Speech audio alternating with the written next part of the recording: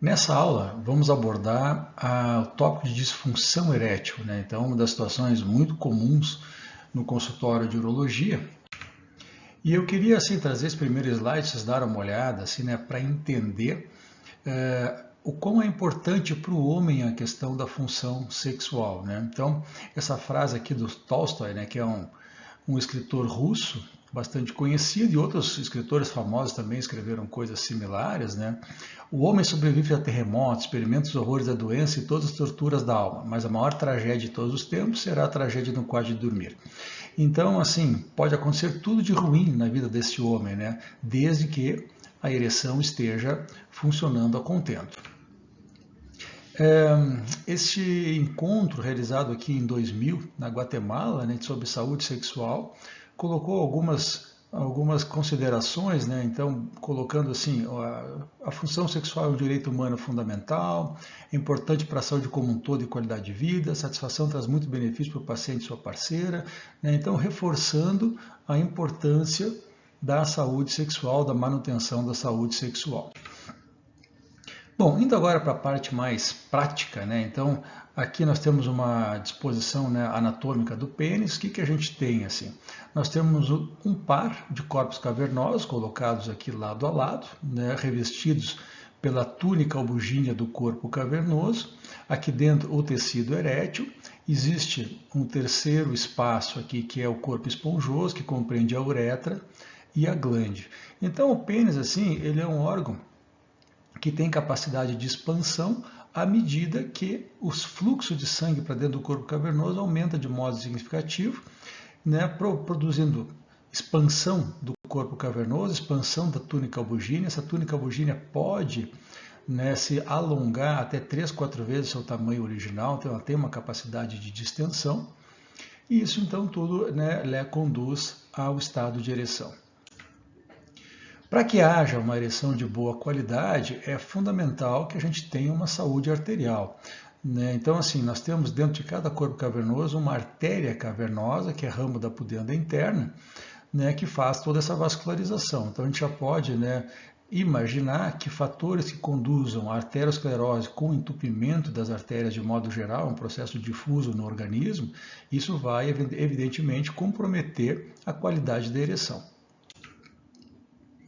Bom, a drenagem venosa do pênis se dá pelas veias emissárias. Aqui eu vou mostrar depois no slide com mais detalhe um pouco, que existe um pequeno trajeto subtúnico dessas veias, de modo que quando há expansão do tecido erétil, essas veias são comprimidas contra a própria túnica albugínea, antes delas, né, perfurarem a túnica albugínea e irem fazer sua drenagem aqui na veia dorsal do pênis, que depois vai virar aqui o plexo prostático e depois pelas veias vesicais inferiores vai retornar a grande circulação. Então, assim, partindo, né, da fisiologia da ereção, nós temos um estado inicial de flacidez, que mediante um estímulo sexual, visual, tátil, tanto faz, tem a liberação de óxido nítrico com o relaxamento da musculatura lisa cavernosa, aumento do fluxo sanguíneo e atingindo o estado de ereção. Então, nós entendemos assim que esse processo é um processo com vários mediadores químicos, né, que a gente vai detalhar na sequência. Então, assim, como é mantida a flacidez, né, do pênis? Por, né, pequenas quantidades contínuas, né, de noradrenalina que são colocadas dentro do corpo cavernoso, que basicamente aumentam a concentração do cálcio intracelular, fazendo com que haja contração dessa musculatura lisa e, por conseguinte, o estado de flacidez. Isso a gente já pode ver que todo o estado do indivíduo que aumenta as concentrações aqui de noradrenalina vão acabar impactando na ereção. Então, aquele indivíduo que tem uma ansiedade de desempenho, por exemplo, o que ele tem? Altas taxas de noradrenalina no pênis, levando ao aumento do cálcio e, por conseguinte, contração da musculatura lisa e dificuldade de ereção. Já a ereção propriamente dita, ela depende do óxido nítrico, que é liberado por neurônios não adrenérgicos, não colinérgicos, que, por meio da ativação da guanilociclase, vão converter o GTP em GMP cíclico, que, por sua vez, vai impactar na concentração do cálcio intracelular, reduzindo essa concentração. havendo redução da concentração do cálcio intracelular, ocorre o relaxamento da musculatura lisa e aí o processo de ereção. Aqui vale ressaltar o papel da fosfodiesterase 5, né, que foi uma enzima descoberta no final dos anos 90, começo dos anos 2000, em que ela faz a degradação do GMP cíclico em 5-GMP. Basicamente, a inibição dessa enzima, dessa fosfodiesterase 5, conduz a uma melhora da ereção. Então, a primeira medicação oral eficaz nesse sentido, que bloqueia a ação da fosfodiesterase 5, foi o sildenafil. Então, aqui mostrando aquela drenagem venosa, então o que a gente tem? As veias saem aqui de dentro do corpo cavernoso, fazem um trajeto subtúnico, perfuram a túnica albugínea e vão confluir em direção à veia dorsal do pênis. Então, aqui mostrando no estado de flacidez, e aqui olha que interessante, no estado de ereção, o que acontece? Compressão dessas veias contra a própria túnica albugínea, então fazendo com que o sangue entre em alta velocidade e não saia na mesma proporção. Porque se houvesse entrada e saída simultânea, não haveria a ereção. Então, é fundamental que haja essa redução da drenagem venosa do pênis para que o sangue seja mantido dentro do corpo cavernoso. A partir daí, a gente consegue entender que a ereção, em parte, é um processo isquêmico, por isso que o priapismo, que é uma ereção prolongada, 3, 4 horas de ereção, normalmente associada à injeção intracavernosa, aquelas drogas vasoativas que provocam ereção, podem levar à fibrose do corpo cavernoso, por isso é uma emergência urológica. A inervação, então, é dada pelo plexo pélvico, então a gente já imagina que tudo que afete também a qualidade da inervação pode também comprometer a ereção. Então, por exemplo, aqui nós temos a próstata colocada em roxo, quando se faz a prostatectomia radical, como tratamento curativo do câncer de próstata, pode eventualmente haver lesão neurológica aqui, dos nervos responsáveis pela ereção, e a gente vai acabar tendo uma disfunção erétil. Diabetes também provoca bastante isso. Então, a ereção, ela necessita um sistema arterial e venoso intacto. Isso é importante a gente lembrar que tudo que afeta, principalmente a qualidade arterial, que desenvolve precocemente um processo de aterosclerose, por exemplo, então a gente tem obesidade, tabagismo, hipertensão, sedentarismo, o próprio diabetes, tudo isso acelera esse envelhecimento arterial, levando à oclusão da artéria ou redução do seu fluxo, que vai conduzir à disfunção erétil. Inervação tem que estar normal, que a gente já comentou isso agora há pouco, fatores hormonais normais, então eu preciso ter níveis de testosterona adequados para que haja ereção, e um tecido erétil funcionante. Quando é que ele não é funcionante? Principalmente na doença de Peyronie, que a gente tem uma alteração do tecido erétil, da túnica albugínea, nós temos também radioterapia pélvica e outros comemorativos que podem afetar a qualidade da musculatura lisa cavernosa. Bom, a definição da disfunção erétil, veja que a gente está aplicando o termo disfunção erétil em toda essa aula, mas ele veio substituir o que se chamava de impotência sexual. Então, o que se considera? Que o termo mais adequado, porque impotência é um termo muito pesado assim, para usar para esses indivíduos, ele não é impotente totalmente, ele tem uma disfunção específica de ereção. Então, esse termo foi introduzido em 1999 pela Organização Mundial da Saúde, e se define então como disfunção ou incapacidade consistente ou recorrente de obter ou manter uma ereção suficiente para a performance sexual. Então aqui nós temos algumas condições para a gente entender. Primeiro, consistente ou recorrente significa que é uma coisa que está sempre presente.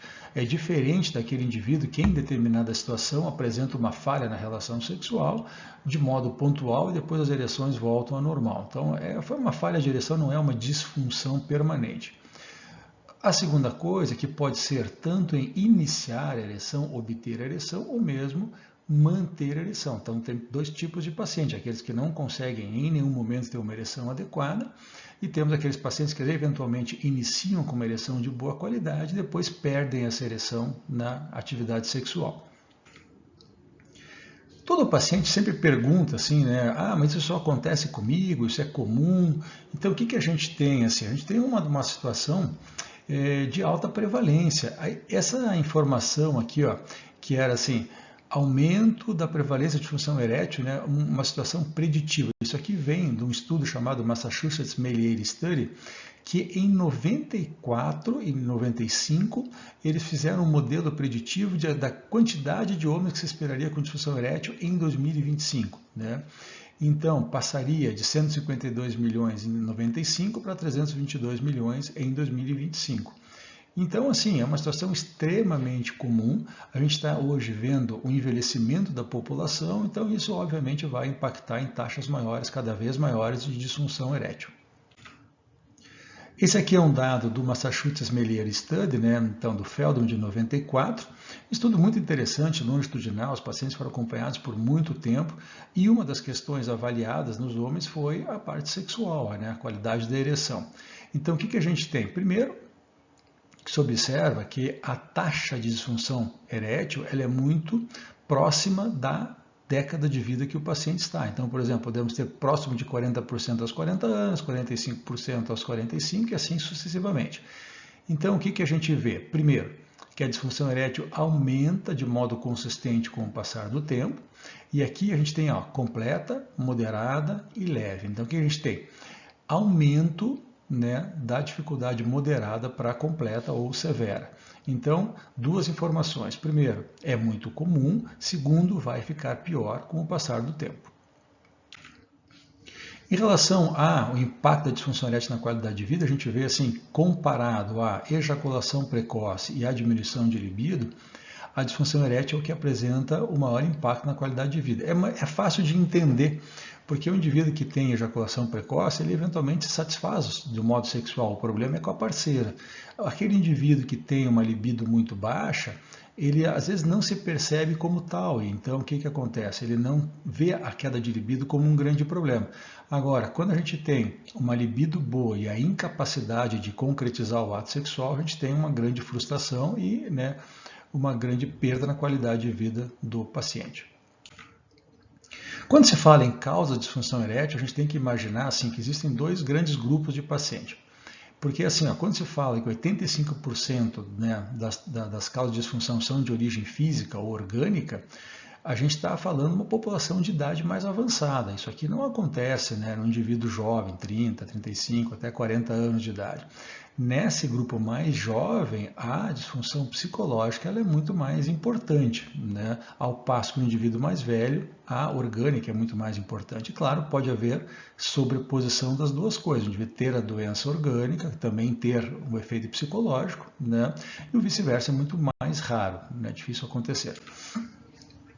Então, das causas orgânicas, né, tudo que impacta na saúde vascular é mais importante. Depois temos diabetes, medicações, cirurgias, causas neurológicas, problemas endócrinos, né, então uma série de outras situações. Bom, dos fatores de risco para a disfunção erétil, uma coisa muito importante. Primeira coisa, idade. Né? Então, quanto mais a gente envelhece, maior a taxa de disfunção erétil. Muitos pacientes assim imaginam que a ereção vai ser mantida ao longo de toda a vida, e isso não é verdade, né? A gente sabe que com o passar do tempo vai haver perda da qualidade da ereção. Isso vai acontecer para todo mundo. Todo o homem, em algum momento da vida, vai enfrentar problemas de ereção. Claro que aqueles que têm doença cardíaca, diabetes, hipertensão, dislipidemia, uso de medicações cardiovasculares, ou que fumam, são obesos, sedentários, né? Tem depressão, tem um consumo de uma dieta heterogênica, o que vai acontecer? Vai ocorrer uma aceleração do processo de envelhecimento arterial e a disfunção vai se manifestar numa fase muito mais precoce da vida. Por isso que um dos pilares do tratamento da disfunção erétil é justamente afastar, né, reduzir todas essas causas, esses fatores de risco para a disfunção. Bom, de substâncias, né, que podem causar disfunção erétil, temos várias medicações, né, antihipertensivos, depressivos, antihistamínicos, antiandrogênicos. Né, então, aqui cabe, né, um parênteses em relação ao tratamento da hiperplasia prostática benigna, quando se usa, né, os inibidores de 5-alfa-redutase, a finasterida, dutasterida. Isso tem um efeito antiandrogênico que pode afetar a libido e a ereção. Drogas recreativas, então fumo, álcool, né, drogas mesmo, cocaína, heroína, metadona, tudo isso vai afetar a função erétil. Bom, quando a gente, né, dá essa aula, a gente normalmente pergunta para os alunos assim, quem questiona o paciente numa consulta, numa unidade básica de saúde, por exemplo, que é onde os alunos ficam a maior parte do tempo nas atividades de ensino. Quem pergunta para o paciente que vai lá para qualquer questão, né, que não disfunção erétil, sobre como está, né, a atividade sexual? É muito raro, os médicos têm uma inibição natural de perguntar. Muita gente responde assim, eu só pergunto se o paciente tem queixa. Só que tem que lembrar que para o homem isso é uma situação muito difícil, né, de exteriorizar. Então, não é comum que o paciente, embora sofra de disfunção erétil, ele chegue no consultório médico e diga, olha, eu vim aqui porque eu estou com problemas de ereção e tal, e queria resolver. Até no próprio consultório urológico isso não é comum. Mas a gente, na especialidade, claro, temos o treinamento e eventualmente, assim, sempre perguntamos para o paciente em relação à função erétil, independente da causa de consulta. Pode ser até litíase, pode ser qualquer coisa que não seja exatamente a saúde sexual, mas lembrando, paciente com mais de 40 anos, já temos aí quase metade com problemas de ereção, potenciais problemas de ereção. E outra coisa importante, que às vezes a disfunção erétil é um marcador, um indicativo de doença cardiovascular.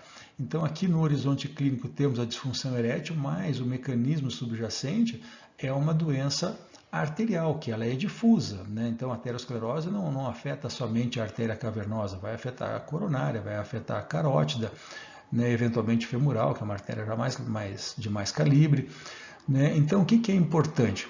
Se o indivíduo vem no consultório com a queixa de disfunção erétil, ou durante a consulta é levantada essa questão, né, o indivíduo tem disfunção erétil, e ele é hipertenso, dislipidêmico, diabético, ele fuma, tudo isso tem que ser, né, ajustado. Esse paciente não pode ir embora para casa só com uma medicação de ereção, ou pior ainda, só com uma avaliação da próstata, com esses fatores de risco todos que vão ter como desenlace final um infarto ou um acidente vascular cerebral na sequência. Então aqui eu acho muito interessante, né? Então o que a gente vê? Disfunção erétil como marcador de doença cardiovascular. Por que a disfunção erétil pode ser o primeiro sinal que esse indivíduo tem uma doença arterial? Porque a artéria cavernosa é a de menor calibre, que é 1, 2 milímetros. Já uma coronária, 3, 4 milímetros, uma carótida, 5 a 7, uma femoral de 6 a 8 milímetros. Então, o que a gente vai ver? Toda vez que a arteriosclerose já tiver uma certa magnitude, eventualmente a primeira expressão disso vai ser a disfunção erétil. Lembrando que, como é progressivo, então o que vem na sequência aí? Que vem o alerta de ajustar os fatores de risco de doença cardiovascular quando o indivíduo vem com queixa de ereção. Lembrando que a artéria cavernosa é a primeira, mas já na sequência podemos ter um infarto ou um acidente vascular cerebral, né, no decorrer do tempo. Eu gosto muito de apresentar esse estudo nessa aula de disfunção erétil, então que fala assim, né, a relação entre disfunção erétil e um evento cardiovascular maior na sequência. Então, assim, foram avaliados 300 pacientes, né, com doença cardiovascular e angina. A prevalência de disfunção erétil nesse grupo foi de 49%, e aí olha que interessante. O intervalo de tempo entre o começo da disfunção erétil e depois a questão da doença cardiovascular, né, manifestada como angina. Então, em média, vamos botar aqui 38 meses, então seria basicamente aí em 3 anos e um pouquinho o paciente sai de uma queixa de disfunção erétil para uma queixa de doença cardiovascular, basicamente uma angina. Então veja que interessante, né, como a gente vai quase que invariavelmente no paciente com fator de risco para doença cardiovascular ter a disfunção erétil, pelo menos em metade dos casos, como o primeiro marcador da doença aterosclerótica. Bom, a avaliação da disfunção erétil, avaliar o casal se possível, o que é importante aqui? Bom, eventualmente casais de idade mais avançada, né, chegam à conclusão, ao consenso até seria melhor, de que a parte sexual já foi vivenciada, já está tudo certo, já estão lá com 75, 80 anos de idade, então a questão da ereção já não é mais tão importante, outras coisas no relacionamento ficam prioritárias, né? E claro, né, isso tem que ser ajustado e a história sexual tem que ser avaliada, a história médica, aí voltamos ao tópico da doença cardiovascular, diabetes, hipertensão, sintomas do trato urinário inferior, a gente sabe que esses sintomas que normalmente são decorrentes da HPB, eles impactam negativamente na saúde sexual. Então aquele indivíduo que tem urgência, incontinência, frequência, noctúria, né, que são sintomas de armazenamento, que são os piores sintomas, são aqueles indivíduos que mais têm impacto na saúde sexual. E, como já comentado, né, questão de fumo, se fumar, né, for um indivíduo fumante, tem que parar, se for um indivíduo que abusa do álcool, tem que parar, se usa drogas, né, também isso tem que ser afastado. Depois, exame físico e exame de laboratório. Quando a gente avalia a disfunção erétil, é importante tentar diferenciar o orgânico do psicológico. São situações bem diferentes do ponto de vista de faixa etária. Né? Quem tem doença orgânica é um indivíduo de idade mais avançada, acima dos 40 anos normalmente, e psicológico é o indivíduo jovem. Na orgânica, o início é gradual, então assim, vai piorando devagarinho ao longo de 1 ano, 2 anos, eventualmente. Fatores de riscos, né, estarão presentes, então esse indivíduo pode ser tabagista, pode abusar do álcool, pode usar droga, pode ser dislipidêmico, sedentário, enfim. A disfunção erétil é consistente, ou seja, se manifesta todas as vezes, não é aquela disfunção pontual que acontece muito na psicológica, então assim, às vezes não é raro o paciente com disfunção psicológica, tem parceira que funciona bem, paciente que não funciona bem, em situações, né, ambientes que a coisa vai melhor e outros que vai pior. Né? E a gente tem assim, ó, que a disfunção erétil aqui está presente em todas as situações na causa orgânica, até mesmo na masturbação, coisa que não acontece na psicológica, por exemplo. A avaliação de laboratório, então, o que ela inclui? Hemograma, PSA total e livre se o indivíduo estiver, né, em faixa de dosagem de PSA, então acima dos 45 anos, a dosagem de testosterona, prolactina, FSH, LH, creatinina, ureia, né, hemoglobina glicada, eventualmente glicemia de jejum associada, lipidograma e a função tiroidiana, que também é bastante importante a gente ver. Bom, no tratamento propriamente dito, o que a gente tem por objetivo? Primeira coisa, eliminar causas primárias ou causas reversíveis de disfunção erétil. Então, tem uma taxa de testosterona muito baixa e disfunção erétil, queda de libido associada, tem que repor testosterona. Outras alterações hormonais, basicamente tireoide, se tiver hipotireoidismo, tem que tratar também. Comorbidades, né? Então hipertensão, diabetes, questão de obesidade, hábitos alimentares, dislipidemia, sempre avaliar o risco cardiovascular. Então todo indivíduo com esses fatores todos presentes e vem com queixa de disfunção erétil, tem que lembrar que outros eventos estão na sequência. Em relação ao tratamento propriamente dito, né, a primeira linha são os inibidores da fosfoesterase 5. Então, o que a gente tem basicamente no mercado hoje é o sildenafil, né, e a tadalafila. Bom, para os pacientes em que os inibidores de fosfoesterase não funcionam, temos a segunda linha, que é a injeção intracavernosa de substâncias vasoativas, que a gente vai detalhar na sequência. E a terceira linha, prótese peniana. A prótese peniana, eu já adianto assim, nunca vai ser a primeira linha de tratamento. Né? Então, não se indica uma prótese peniana para um paciente sem antes tentar medicação via oral, eventualmente medicação intracavernosa e depois a prótese peniana. Se atropelar aqui essa sequência, normalmente vai haver algum problema no tratamento. Bom, substâncias, né, inibidores de fosfodiesterase, que a gente já viu naquele slide anterior, sildenafila, vardenafila, sildenafila, tadalafila. Hoje, no nosso mercado, né, as duas substâncias mais utilizadas são a tadalafila e a sildenafila. Bom, efeitos colaterais, né, que a gente tem com os inibidores de fosfodiesterase. Como eles são vasodilatadores, pode ter cefaleia, rubor facial, uma sensação de rinite, dispepsia também pode acontecer. Quando se fala de efeitos colaterais específicos, então a gente tem assim, ó, a sildenafila pega, além da fosfodiesterase 5, também a fosfodiesterase 6, e isso pode provocar alterações visuais, então, principalmente alteração de percepção de cor. Né? A tadalafila, por também, né, atingir a fosfodiesterase 11, ela tem como efeito colateral dor muscular, né, que é uma mialgia, uma dor, né, lombar normalmente, que os pacientes referem como se fosse alguma situação assim um sintoma gripal praticamente, uma mialgia difusa. E a gente sabe também que existe fosfodiesterase 11 no testículo, mas não foi demonstrado nenhum tipo de alteração, né, testicular em função do uso da tadalafila.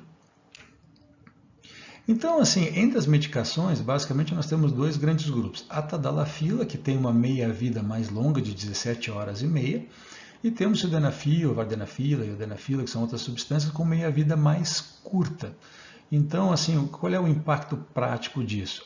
Que nós temos uma medicação boa para uso sob demanda, né? Então, assim, que ela não vai ficar agindo no organismo durante muito tempo, então o indivíduo quer ter relação sexual, ele toma a medicação ali cerca de 1 hora antes, né, da atividade sexual e dia seguinte já não tem mais efeito da medicação. Ao passo que a tadalafila tem esse efeito mais prolongado, e esse efeito mais prolongado acabou havendo aqui uma situação de modificação de prescrição. A sildenafila e a tadalafila também, quando foram lançadas para uso sob demanda, ou seja, para tomar quando vai ter atividade sexual. E a gente percebeu, assim, os laboratórios também, que os homens eram refratários à situação de ter que estar sempre com o comprimido à mão, ter que estar lembrando que tem que tomar medicação. E, aproveitando essa meia-vida mais longa, foi lançada uma tadalafila de uso diário. Então, assim, a dose padrão sob demanda 20 mg, mais a dose diária de 5 mg. Então, o que acontece? À medida que o indivíduo vai tomando a medicação, vai haver um empilhamento da medicação com uma dose que depois de uma semana, 10 dias, fica mais ou menos próxima ali a 7, 8, talvez 10 miligramas de tadalafila de modo contínuo. Então, isso deixa o indivíduo com uma maneira assim, mais confortável, porque ele está sendo beneficiado pela medicação praticamente em tempo integral. Bom, quando se fala, né, dos inibidores de fosfodiesterase, todo mundo sempre comenta, isso é muito comum em consultório, até hoje a gente tem que, né, esclarecer para os pacientes que tomar Viagra, né, sildenafila e tadalafila, essas medicações para ereção, que não vai morrer em função disso, né? O que aconteceu? Quando o Viagra foi lançado em 1997, né, no mercado, houve de fato óbitos relacionados ao uso da medicação. Então, no primeiro momento, houve, né, um grande impacto. Puxa vida, era a primeira medicação via oral para disfunção erétil. Antes disso, só tinha medicação intracavernosa e implante de prótese peniana. Então, esse efeito era altamente indesejável. Então, isso foi né, investigado com mais profundidade. E o que se viu? Que há uma interação medicamentosa naqueles pacientes que têm angina e usam nitrato. Né? Então, são os nomes comerciais, né, Sustrate, Zordil, esse tipo de coisa. Né? A vasodilatação concomitante do nitrato mais o inibidor de fosfodiesterase, e eu aqui colocaria mais a atividade física para atividade, né, para a relação sexual, em alguns pacientes resultou em infarto e óbito. Né? Mas, via de regra, o que a gente tem hoje? Excetuando os pacientes com uma doença cardíaca já estabelecida, que, né, isquêmica, que vem sendo tratada com nitrato, todo mundo pode usar inibidor de fosfodiesterase. Então, a regra geral é todo mundo pode, menos os indivíduos com doença cardíaca já estabelecida, isquêmica e que usam nitrato. Bom, a interação com alfa-bloqueadores é importante porque a faixa etária da disfunção erétil é a mesma do aparecimento dos sintomas da hiperplasia prostática benigna. Então, dos alfa-bloqueadores, né, doxazosina, tansulosina, parece que a única medicação que realmente tem algum grau de interação, que pode levar a uma queda um pouco mais acentuada da pressão arterial, é a sildenafila. Bom, então assim, passada a primeira linha, então o indivíduo assim, primeira coisa, medicação via oral. A medicação via oral, enquanto está funcionando bem, a gente vai mantendo sem nenhum problema. Só que a gente já tem que ter em mente que a disfunção erétil ela vai piorando com a idade, né? Então vai ser necessário em algum momento evoluir o tratamento, porque a medicação não vai mais ser suficiente para ter uma ereção de boa qualidade. Aí o próximo passo é a injeção intracavernosa. Nós temos basicamente assim 3 substâncias que são utilizadas, que é a prostaglandina, a fentolamina e a papaverina. Hoje no nosso meio a gente basicamente só tem essas medicações já combinadas, que a gente chama de trimix, que são fabricadas pelas farmácias de manipulação. Antigamente era mais comum só a prostaglandina isolada, mas hoje em dia está muito difícil de encontrar. Então qual é a ideia? Meia hora antes da atividade sexual, o indivíduo, né, prepara a medicação, injeta dentro do corpo cavernoso, aguarda ali 30 minutos, que é o tempo que vai haver a ereção. Essa ereção vai ter uma duração aí também de 30 a 40 minutos no máximo, e depois vai haver, né, a perda da ereção.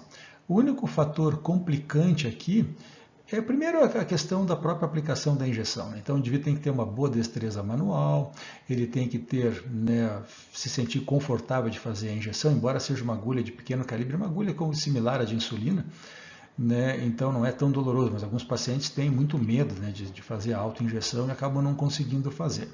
E o outro grande problema é que essas medicações necessitam refrigeração, elas não podem ser mantidas em temperatura ambiente.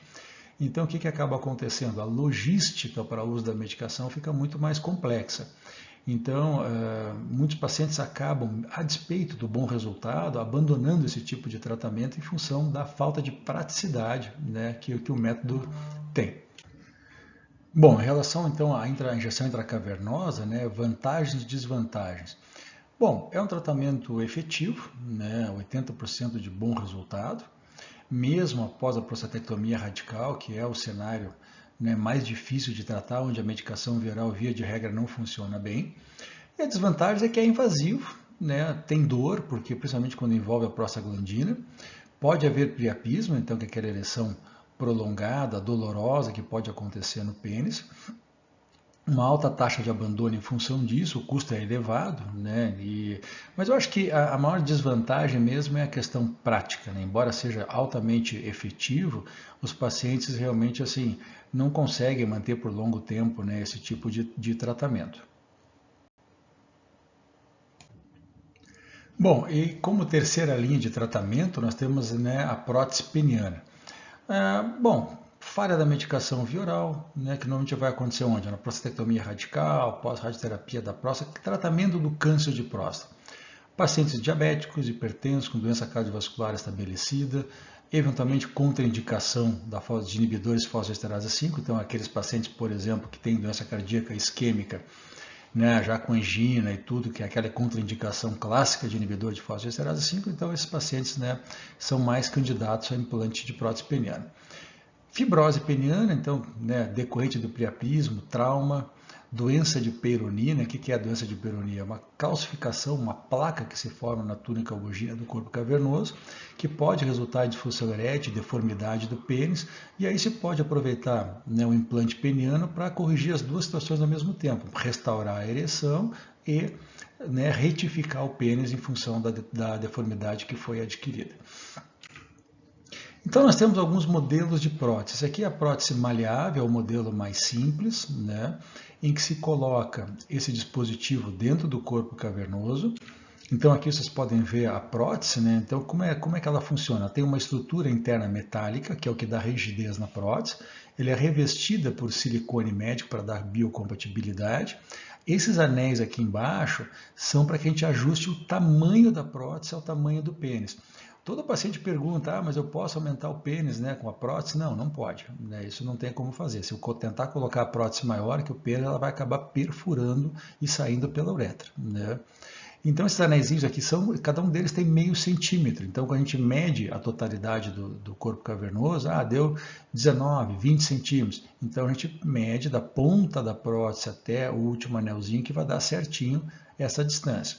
Aqui nós temos extensores de meio centímetro e 1 centímetro, que pode eventualmente a gente fazer uma pequena correção. Eu gosto sempre de colocar o extensor na extremidade, porque ele é mais macio, né? Ele é mais fácil, mais adaptável ao corpo cavernoso do que a prótese em si, porque a gente vai ter que acabar cortando isso aqui, né, em algum momento, e aí fica uma área mais endurecida para colocar. Então sempre eu prefiro usar os extensores aqui. Então, uma situação importante aqui já é a cirurgia do implante de prótese peniana. A gente abre o corpo cavernoso, né, vai fazer uma dilatação desse corpo, que vai acabar resultando na destruição desse tecido erétil. E isso é importante ressaltar, porque não há como voltar atrás da prótese peniana. Então, tem que ser muito bem indicada, porque uma vez colocada, implantada a prótese, né, não dá para voltar atrás. Eu quero voltar a usar a medicação intracavernosa que funcionava, não me adaptei com a prótese. Não vai ser possível. E isso aqui então mostrando, né, a dilatação, né, então na parte, né, em direção à glande aqui, então são dilatadores de calibre progressivo, a gente vai dilatando até a capacidade, né, da próstata que a gente acha mais adequada para o paciente. Aqui é feita uma dilatação também em direção, né, à parte acrura lá embaixo. Então, quando a gente for medir a prótese, tem que ser da extremidade lá de baixo até a ponta do pênis, para a gente colocar a prótese bem ajustadinha ao tamanho do pênis. Aqui é uma manobra que a gente pode utilizar, né, para inserir a prótese dentro do corpo cavernoso, e eu já aproveito esse slide para mostrar o seguinte: qual é o grande problema dessa prótese? É que o pênis fica sempre no estado de ereção. Mas eu consigo dobrar essa prótese para disfarçar o volume aqui, justamente porque ela fica, na posição que ela for colocada, ela fica. Então a gente pode, né, dobrar a prótese para baixo para que ela fique mais discreta e pode recolocar a prótese na posição horizontal para ter atividade sexual. Alguém pode perguntar assim, mas pode haver quebra dessa parte, dessa estrutura interna da prótese? É muito raro acontecer, extremamente raro. Eu nunca tive nenhuma situação dessa. Então aqui mostrando a introdução da prótese, então a parte proximal foi colocada, agora aqui depois a parte distal. Aqui uma outra técnica também que se coloca, um outro tipo de angulação que se faz na prótese para facilitar a introdução, a colocação. Tem que lembrar, como ela é muito justa no pênis, às vezes a colocação de prótese, principalmente as mais largas, acima aí de 10 milímetros, são mais difíceis de colocar porque elas são mais rígidas, né? Bom, para resolver o problema da ereção constante, foi desenvolvida uma prótese, essa aqui é uma prótese de 2 volumes, é uma prótese inflável, em que nós temos uma bomba, que é colocada aqui como se fosse um terceiro testículo, que ao ser pressionada aqui na parte inferior, ela transfere o líquido para dentro, aqui dos cilindros e provoca a ereção. Feita a relação sexual, é só comprimir os cilindros para o líquido voltar para a bomba e o pênis fica em flacidez. O problema dessa prótese aqui é que o cilindro ele tem a parede um pouco mais espessa, porque como ele não tem uma capacidade, a gente não tem muito volume para colocar dentro dos cilindros, então eu tenho que fazer um cilindro com uma parte interna um pouco mais estreita, então a parede costuma ser um pouco mais larga. Para também resolver essa situação, foi criada uma prótese de 3 volumes, então continua tendo uma bomba, só que agora sem líquido, o líquido fica num reservatório colocado aqui na parte anterior da bexiga. É feita toda uma comunicação entre reservatório e bomba de transferência, bomba e cilindro, e a ideia é a mesma. À medida que a bomba é pressionada, o líquido é trazido do reservatório para dentro do cilindro, provoca a ereção, feita a relação sexual, faz o procedimento inverso. Aqui é a colocação, eu fotografei uma colocação de uma prótese de 3 volumes, então o que a gente vê? Assim, o processo de dilatação do corpo cavernoso, a criação do espaço para implantar a prótese é o mesmo processo, sendo maleável ou uma prótese inflável. Só que existe toda uma situação que tem que tirar ar do sistema, que é o cilindro, aqui já tem a comunicação que vai ser do cilindro com a bomba. Vocês percebem que ele tem um fio aqui na extremidade que vai ser usado para puxar esse cilindro para dentro do corpo cavernoso. Justamente esse processo é feito por uma agulha. A agulha tem aqui na sua traseira amarradinho esse fio. A agulha passa aqui pela glande, esse fio é tracionado e puxa o cilindro aqui para dentro do corpo cavernoso. A outra etapa depois é a confecção das ligações entre cilindro, bomba e bomba reservatório. Isso é feito com um alicate de pressão, que são colocadas duas extremidades, tem uma válvula estanque que é pressionada e liga esses condutos todos. Aqui a colocação da bomba no escroto e depois do reservatório no espaço pré-vesical. E aqui mostrando por final a prótese. O paciente ainda está na mesa de cirurgia, fica com sonda que vai ser retirada no dia seguinte, mostrando então o aspecto cosmético final do implante da prótese peniana, que é muito parecido com a situação da ereção fisiológica normal. Então, assim, a prótese de pênis, ela é um tratamento de alta taxa de satisfação, porque a gente tem que imaginar o seguinte, o paciente usava a medicação, ela parou de funcionar, ou seja, ia ter relação sexual e não conseguia. Aí passou para a injeção intracavernosa, então tem toda aquela situação que a gente já discutiu ali de dificuldade do método. E quando coloca a prótese de pênis, o que acontece? O indivíduo está sempre pronto para a atividade sexual, então ele não tem nenhuma frustração. A prótese ela dura muito tempo, então ela é colocada ao redor dos 70 anos e vai ficar com o indivíduo enquanto for necessário. É um método mais espontâneo, aparência normal, os dados clínicos são consistentes a respeito da segurança da prótese peniana, em termos assim de complicações. As complicações mais comuns são a infecção e a extrusão da prótese. A infecção, a gente tem que cuidar na instalação da prótese, quando vai fazer o implante. Então, eu gosto muito de fazer tricotomia na sala, fazer uma lavagem de toda a região genital do indivíduo, pênis, tudo ao redor, por 10 minutos com uma escovinha de clorexidina, que é o que a gente usa para fazer a lavagem das mãos normalmente. Depois disso, faz de novo o preparo da pele, aí coloca os campos operatórios. Não é interessante uma participação de muitos profissionais dessa cirurgia, então é interessante cirurgião, auxiliar, instrumentadora, quanto menos mão manusear essa prótese, melhor. Então, assim, encerramos essa aula, e só comentando, então, basicamente o seguinte, que a disfunção erétil é muito comum, tem tratamento, né? A primeira linha é a medicação via oral, podemos usar a injeção intracavernosa e, por final, o implante de prótese peniana.